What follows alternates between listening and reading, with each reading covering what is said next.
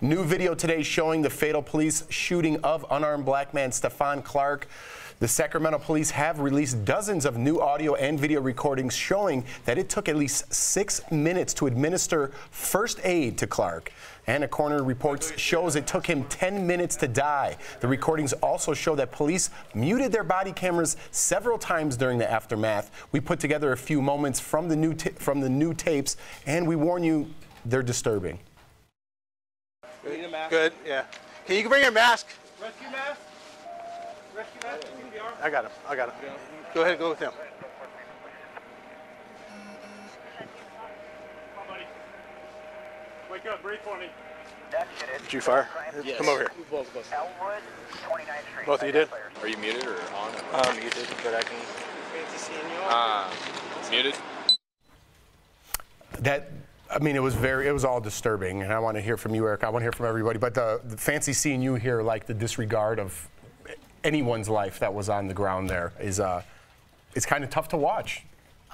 Okay, I want to jump in on this. Please. Because, yes, it's tough to watch anytime someone is involved in a violent incident or losing their life, but we have to put this in context. First of all, that's only an edited version of the video. I suggest everyone watch the videos in their entirety. They have been released. The context of this situation, first let's address the medical care. So police officers are trained not to move in a situation until it's tactically prudent to do so. At the time when he was shot, it was at night.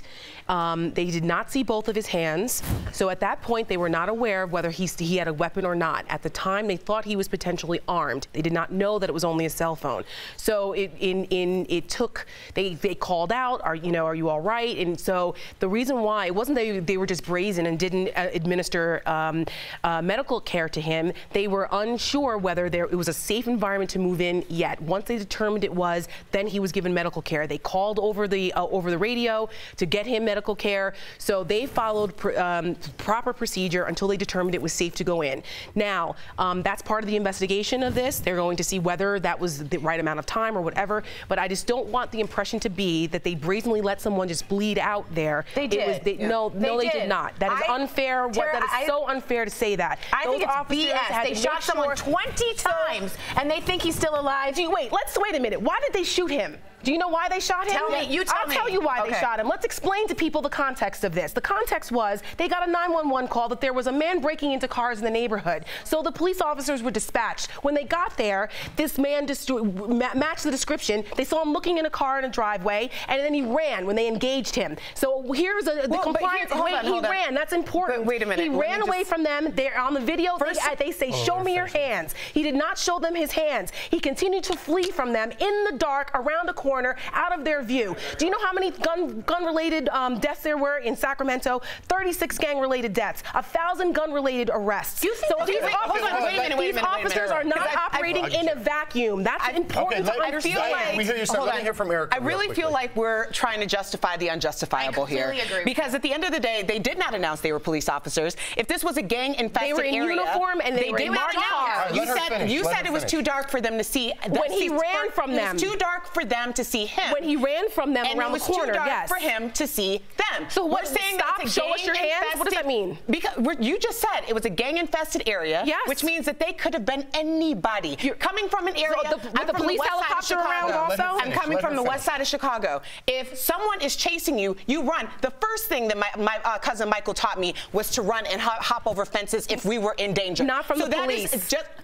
They did not announce themselves. So I can't sit here and justify the unjustifiable when we know that there is a historical context in this country. April 28th, we have a museum opening that's dedicated to the lynching of black men, women, and children in this country, sanctioned by police. So when we have talk about the deep-seated issues in America, we cannot ignore the fact that this is a historically contested issue. And the fact is, an unarmed black man was shot. He was running from the police.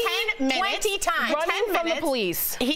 running from the police that did not identify themselves. Stop, show us your hands. I'm sorry. What gang member is telling somebody to stop, show us your hands with a police helicopter around? An area, or that's ridiculous. I'm sorry, that's dangerous. not an excuse for so this. if you're in an area and the area is dangerous, who knows who that person could be for any reason? I'm sorry. Stop showing your hands or stop it all. Helicopter. I think we got it. Listen, there is a Supreme Court case. It's Graham versus Connor, 1989, that discusses reasonable use of force, and the standard there is whether a police officer has a reasonable. It's reasonable for them to think that there was a dangerous situation or a deadly force situation. When someone is fleeing after a 911 call, they thought he had a gun in the dark, you tell them to stop, show us your hands. They don't. Then the standard there is reasonable. Did they sound scared afterwards? No, they sounded very calm, actually. They sounded very calm. Before they even administered medical assistance. That's protocol. Like, you know how many police officers have been shot when in situations like that, with people that still have guns on them?